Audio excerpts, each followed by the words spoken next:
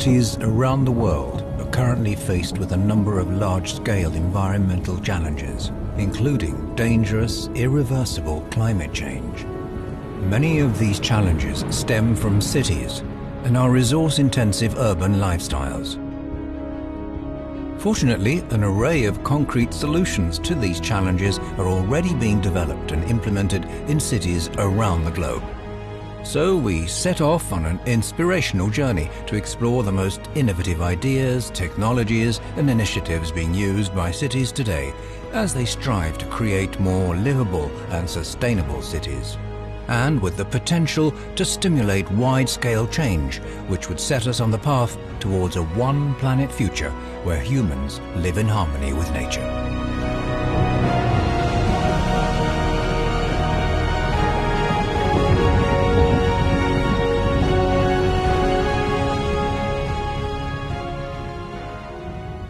The struggle for a sustainable future on this planet will be won or lost in our cities.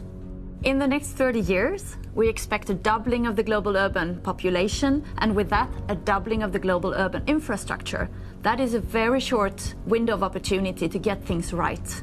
So urban investment decisions taken today will determine whether people will be locked into resource inefficient and fossil fuel dependent infrastructures and lifestyles, or if they will enable cities to become places where we can live attractive and healthy and sustainable lives.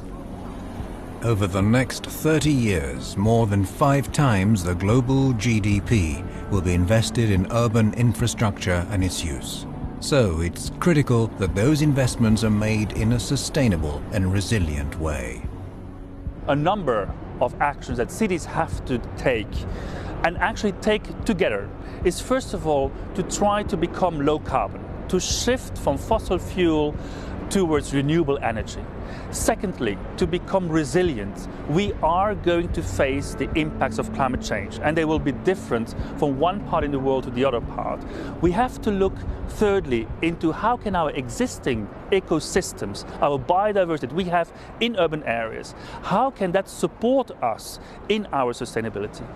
Well, the urban challenge in the world is tremendous. I mean, we'll soon have 75% of the world population living in cities, and I would argue that the number one challenge for cities is actually not inside the city. It's to recognize that it has to be sustainable in its entire inflows and outflows of energy, of water, of food, of all materials. So to see itself like a part of a wider ecosystem, so that you plan every urban area for every citizen, that it keeps itself within a circular economic model in terms of resources in and out.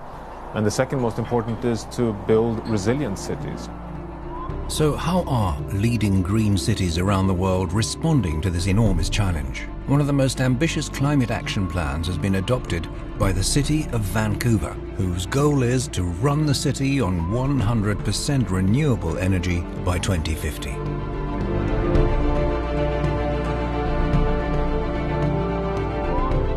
Vancouver's plan focuses on vibrant and inclusive neighborhoods and creating a city that meets the needs of generations to come. They intend to achieve this by working with a broad range of stakeholders throughout society. When I first campaigned for mayor in 2008, one of my key priorities was to make Vancouver the world's greenest city by 2020.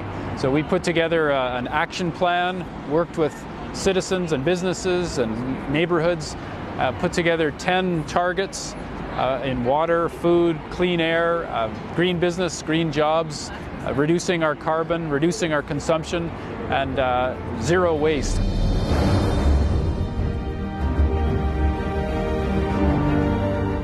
At the beginning, we were worried this was too much for people, like that they wouldn't be able to see a point of entry into it, and we were totally wrong.